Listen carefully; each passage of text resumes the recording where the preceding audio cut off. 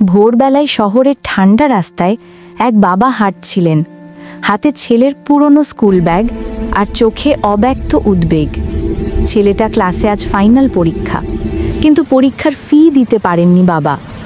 সারা রাত ড্রাইভিং করে বিল্ডিংয়ের ভারী মাল টেনে তিনি মাত্র কয়েকশো টাকা জোগাড় করলেন।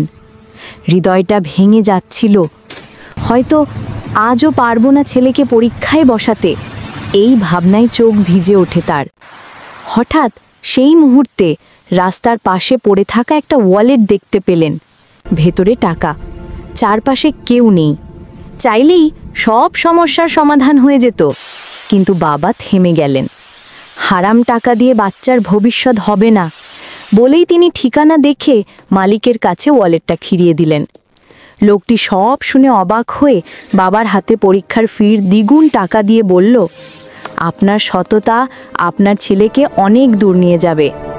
সেদিন স্কুলের সামনে দাঁড়িয়ে বাবা শুধু ছেলেকে বললেন, বাবা, তুমি শুধু মানুষ হয়ে বাঁচবে, তোমার সাফল্যই আমার জয়।